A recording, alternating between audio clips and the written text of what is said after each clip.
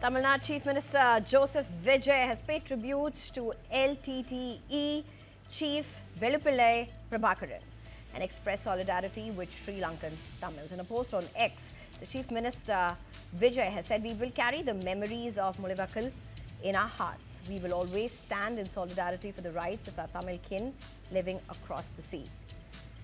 Vijay's remarks have come as May 18th is observed by the global Sri Lankan Tamil population by sections of Tamils in India as the Mulivaikal Remembrance Day. On May 18, 2009, the Sri Lankan army decimated the leadership of the Liberation Tigers of Tamil Ilam and its founder Velupillai Prabhakaran, also called Tamil Genocide Remembrance Day. The day marked the final stage of the Sri Lankan Civil War in 2009, something that lasted for almost 26 years. Sri Lankan Tamil Ilam claimed that tens of thousands of Tamil civilians were killed, injured, or went missing in the coastal village of Mulivaikal during the final stages of the war. The Ltte remains a banned organization in India for its role in the assassination of the former Prime Minister Rajiv Gandhi in 1991. In fact, Prabhakaran himself is the prime accused. Vijay has been supporting the Ilam cause for a very long time. Before entering politics, Vijay has been known to have spoken for the Ilam Tamils of various meetings and even protested in front of the Sri Lankan consulate. The BJP has hit out at the progress, saying that the Ltte was behind the assassination of Rajiv Gandhi and the Congress has compromised its political belief for slice of power in Tamil Nadu. I'm being joined by Kalyan Raman, who's a senior leader with the BJP. Venkatesh Ramaraj should be joining us shortly. R. Suresh, political researcher, joins us, as well as Madhavan Narayanan, who's a senior journalist. Thank you very much, all three of you, for joining me. Madhavan Narayanan, let me just come straight to you. So, was Vijay, in this case, paying his tribute to Prabhakaran, or was this about the Mulivaikal Remembrance Day?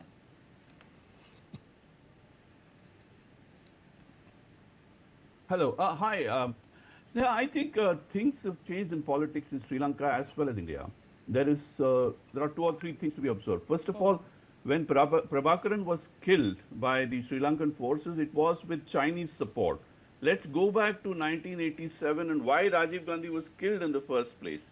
The IPKF was sent by India under Rajiv Gandhi's prime ministership essentially to help, not only help the Sri Lankan government and work out a peace accord, but there was the other side to the story that India did not want Sri Lanka to be geopolitically compromised against Indian interests. And yet, in spite of the best of Indian efforts, not only Rajiv Gandhi paid with his life, the Chinese ended up setting up a port in Hambantota in Sri Lanka, and they helped. It is widely believed they helped significantly in the Chinese Sri Lankan military power. So India was already losing its interest and it's lost the plot on Sri Lanka, not only losing a former prime minister, but also facing controversies of IPKF soldiers misbehaving. And therefore, when Indira Gandhi's family or Rajiv Gandhi's family took charge of Congress, they had a second thoughts on everything. So there is this famous or well-known episode of how Priyanka Gandhi Vadra visited Nalini, who was before in prison, and she was accused as convicted as a conspirator in the Ltte assassination. And at the same time, we now have in Sri Lanka a completely new equation. Although we have the government of Mahinda Rajapaksa, which was actually instrumental in the assault on Ltte and Prabhakaran in the final offensive, itself lost its face in Sri Lanka. There was a mass uprising. So we have a completely new Sri Lanka to deal with. Meanwhile, in Tamil Nadu, Prabhakaran is widely seen as a hero of defending his homeland. And because they were not part of India. So therefore, there is this whole episode, just like Palestine, India has a position on Palestine. There are Tamil parties in Tamil Nadu which believe that Sri Lankan Tamils their human rights have been violated. So to that extent, Prabhakaran is not as controversial he was at that time. Just similarly, there is a parallel I can draw with Godse and Gandhi. You know, there are lots of people in India today. If you go to Connaught Place, there are books by Godse, on Godse, being sold publicly, in spite of his being assassin of Mahatma Gandhi. And there are people who support the ruling party here as well as Godse. His plays are being staged. So some figures are controversial, but you cannot wish them away. So from the Nehru family's point of view, it was an act of forgiveness when Priyanka Gandhi visited Nalini, and there is a reconciliation attempt. And ideologically, even with DMK, even if you go back to the 80s, India was actually implicitly helping the the rights of the Tamils, because there was a lot of violation of basic rights of Sri Lankan Tamils. So it's a gray area in which Congress has chosen to go with the fact that already forgiveness is considered a virtue, reconciliation is a possibility. Just like in South Africa, we had the Mandela government. Mandela, after coming out of prison, reconciled with the whites, and there was a multiracial government. So there is a new way of looking at politics, which is what is driving the discourse. So this is about literally digging up old issues, because Congress keeps accusing Savarkar. Savarkar was seen as a friend of Godse, and he's now a nationally revered hero. So if you come Naam Tamilar Kachi of Tamil Nadu publicly takes out Prabhakaran posters because they see him as a Tamil hero who fought for fellow Tamils. It's interesting to see the emblems of Vijay also. He's had a very close association with the cause of Tamil Ilam as well. Even his party flag, for that matter, how it brings in different elements. It's very interesting, but I'll go to Mr. Suresh for that. Kalyan Raman, would you agree with what Mr. Madhavan Narayanan has just spoken? Yeah, see, sir was right. See, when the ethnic problem started, was about to start, the founder of ADMK, Dr. MGR met Prabhakaran in Chennai. Dr. Kalaignar invited Prabhakaran, but he did not go to meet Dr. Kalaignar. But Prabhakaran met Dr. MGR, and MGR said he will give all the support to the LTTE. And there was good support given, monetary was given to the LTTE at that time. And see, after that, Jayalalitha wanted a ban on LTTE. But interestingly, she also gave support to the Tamils, refugees. She had a lot of camps. And the DMK government, they built so many houses, thousands of houses for the Sri Lankan refugees in Tamil Nadu. And Mr. Vijay has tweeted, let us carry the memories of Mulekayawal in our hearts. Let us always stand by the rights of our Tamil relatives living across sea, that is Sri Lanka. So he is also mentioning on the day of the ethnic, what do you call... And that's where I came in with that question. Did he pay tribute to Prabhakaran, or was it about the Mulivaikal?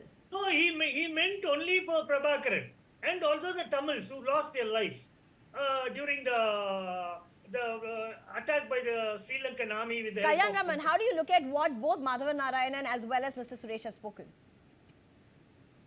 Apparently, there seemed to be little amount of sympathy towards LTT still existing in the minds of people. Number one is that LTT is a banned organization. In the minds of whom? LTT is a banned organization. No, it is. I'm not disputing that. You said there's some amount of sympathy in the minds of people. In the minds of whom? Oh, wow. See, whether if somebody has got a sympathy towards a killer, should we approve upon it? Is that the right way? No, why are you saying sympathy in some people's mind? Why are you not taking the name? Is what I'm curious about. It's a very important point I'm making. Allow me to complete. Sure. It is anti-national for a ruler to be sympathetic towards somebody who is banned in India, somebody who is treated as a traitor in India. India supported them to begin with in the early 80s. And then later on, the Indian government, that was the Congress government, they appointed, I remember Mr. Menon, Shivshankar Men, I mean to say, M.K. Narayanan, Vijay Singh, these three people were appointed only for the sake of eliminating LTT by Congress, none other than Congress. Gotabaya Rajapakse, Basal Rajapakse, of course, Mahinda Rajapakse, these three were clandestinely visiting India 5 times between 2007 and 9 just for the sake of getting the support of the Indian government. And the very same Congress is shamelessly being with Vijay now when he is supporting LTT Prabhakaran. I'm just really surprised. Not even a small condemnation, not even a simple condemnation saying that we disagree with you. It's a simple thing that we don't agree with you. It's a very easiest statement that we don't agree with Vijay of showing any amount of sympathy towards Prabhakaran. Not even that is not coming. They are feigning ignorance. On the other hand, it hugely symbolizes the levels of immaturity on one hand and ignorance on the other hand, both combined together in Vijay, that he is simply sympathizing with the LTT or rather praising LTT. Of course, sympathizing with Tamils is a different thing altogether. Of course, they were victims of the thing. Whereas LTT is a terror organization, whether we like it or not. They killed. See, I have been friends of almost all the militant groups of Sri Lanka. You call it a LTT, TELO, EPRLF, almost all 5 on ENDLF. I was friends with all these people, and I know them pretty well. When TELO people were killed, over 300 people were killed in one day by LTT. Sabaratram gang was killed by LTT in a single day. And Padmanabha was killed in broad daylight in Chennai by LTT. These are all very well known facts. And people are sympathizing. They say that it is no wrong. I am surprised. This is not Western country where they allow terrorism to enter inside the Islamic fanaticism to enter inside and then cry foul. Okay, Madhavan Narayan, respond to this, put this in context, because Kalyan Raman is saying he's surprised. But anybody who has followed Tamil Nadu politics very closely for the last several decades would say there's a pattern. I think I would not disagree with Mr. Kalyan Raman. Let me be very clear. I'm being practical. I'm only analyzing the situation because I've used the word grey areas deliberately to prove a point, which is that human rights violation, including the final Mullawakkal offensive, for a lot of people, this justifies Prabhakaran because they showed that there was an asymmetric military power with Chinese help. You know, India's national interest also involves how much Sri Lanka and China are together. China was in bed with the Colombo government. So when in politics choices are made, like I mentioned, Godse is also there. But I think the towering fact, ironically, Sneha, is that LTTE doesn't exist today for all practical purposes. So anybody, there is only support from a human rights and ethnic rights perspective for Sri Lankan Tamils as a whole. Many of the people who are now living liberal lives in Canada, Switzerland, and Norway are actually, they still have a soft corner for Prabhakaran because when heroes die in military combats, they are seen as martyrs. This is a fact of life. I mentioned Godse for the same reason. You cannot wish away Godse, you cannot wish away Prabhakaran, and there are people who are sympathetic to Godse upset over the sympathy for Prabhakaran. It cannot be a politics of convenience at all times. Mr. Suresh, how would you look at this? Because at the end of the day, emotions are also very high. We're talking about a former Prime Minister of India. We're talking about the former Prime Minister of India. LTT cannot be compared. Godse may be wrong in terms of a criminal act, but Godse was no less a patriot than Gandhi. It's a matter of fact. See, Mr. Kalyan Raman. You have to, Mr. Narayanan, please go through. Okay. Let me have all my right. say. I don't want to digress. I have a little. You responded to Madhavan Narayan. But here's the thing. Let me just get Suresh Kumaran. Mr. Suresh Kumaran, it cannot always be a politics of convenience as well. At the end of the day, for anybody who's looking at this as well, this is about a former Prime Minister of India who was assassinated. Foreign setup. Mr. Suresh. A foreign terror organization. Kalyan Raman, you made your point. You made your point, Kalyan Raman. Let Mr. Suresh speak. So let's not make a comparison between LTT and Godse. Let Mr. Suresh speak. I do not. Madam, Let me make a simple point. One point. It is now for the Congress who is supporting the minority government of TVK to answer this. Because Priyanka Gandhi Vadra had met Nalini in Vellore prison. That was told by Nalini in a press conference on November 13, 2022. So that chapter is over. Now Congress has to take a stand because they are supporting the minority government, and their leader Rajiv Gandhi was assassinated in Chennai by the Ltte. That's it. Now it is Congress call in Tamil Nadu. Okay. All right, we're totally out of time. We're totally out of time. I think a very important conversation, a lot of historical layers to this. Madhavan Narayan, I know you, I'll not be able to give you more than 5 seconds, but sure. Yeah, very simply, one man's freedom fighter is another man's terrorist is a maxim. And when Godse is called a patriot by a sitting BJP member, Sri Lankan Tamils have equal rights. And that's what happens. Thank you. Deal with it. Nature. They support anti-nationalism of all sorts. That is a problem in India. Just because you have some brain.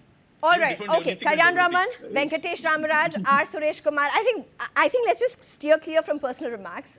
We can let go of that. We don't require that. There can be a lot of other conversations that can really happen at this point. Thank you very much.